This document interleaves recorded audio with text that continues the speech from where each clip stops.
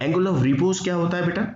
The angle of repose is the relatively simpler technique for estimating the flow properties of a powder. It can easily be determined by allowing a powder to flow through a funnel and fall freely onto a surface. The height and diameter of the resulting cone are measured and the angle of repose is calculated using this equation. Tangent theta is equal to h upon r. बच्चों इसमें हम करते क्या, आओ मैं आपको अब diagram से आसान तरह से समझाने की कोशिश करूं। बच्चों डायग्राम की मदद से हम समझते हैं एंगल ऑफ रिपोज को। ये बेटा आपके पास फनल है, इसमें आपने पाउडर ऐड किया, ये आपके पास एक सरफेस मौजूद है जिसका डायमीटर आपके पास मौजूद है और आपने एक हाइट डिसाइड कर ली है जिस हाइट से आपने इसे स्टैंड से क्लैंप किया हुआ है। आप यहाँ से पाउडर ऐड करते हैं, यहाँ पर एक हीप बनना शुरू होती है।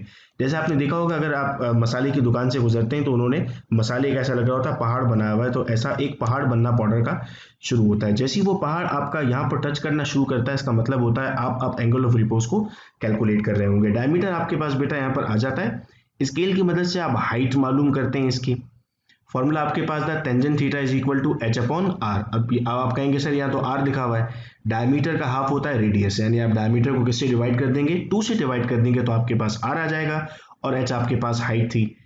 अगर इस टेंजेंट फंक्शन को आप वहां ले जाएंगे तो टेन इनवर्स बन जाएगा। अगर आप उस वैल्यू का टेन इनवर्स लेंगे तो आपके पास थीटा आ जाएगा। अब आपके पास फ्लो प्रॉपर्टी से फायदा क्या होगा एंगल ऑफ रिपोज से, ये आपके पास यूएसपी के रेंजेस गिवन है। अगर आपके पास एंगल ऑफ रिपोज इस रेंज में आएगा 25 से 30 तो आप कहेंगे इट्स एक्सीलेंट पाउडर। अगर 31 से 35 में आएगा तो आप कहेंगे गुड, 36 से 40 आएगा तो आप कहेंगे इट्स फेयर, 41 से 45 पर आप कहेंगे पॉसिबल, और 46 के बाद आप देख रहे हैं लिखा हुआ poor, very poor, very very poor. यानी अगर इतना आपके पास एंगल ऑफ रिपोज आ रहा होगा तो वो आपके पास अच्छी कॉम्पैक्शन टैबलेट में या कैप्सूल में अच्छी मैन्युफैक्चरिंग नहीं कर सकता। एक न्यूमेरिकल बेटा अब हम सॉल्व करते हैं इसका।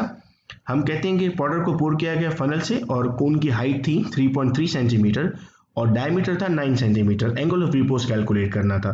ये आपके पास h आ गया 3.3 और ये डायमीटर है, हमें तो रेडियस चाहिए था, half of the diameter is radius, यानी 9 का हाफ कितना होगा 4.5। तो जब आप इसे कैलकुलेटर में सॉल्व करते हैं तो आपके पास आंसर आता है 0.73 और जब आप उसका टेंजेंट इनवर्स लेते हैं तो आपके पास आंसर आता है 36.25।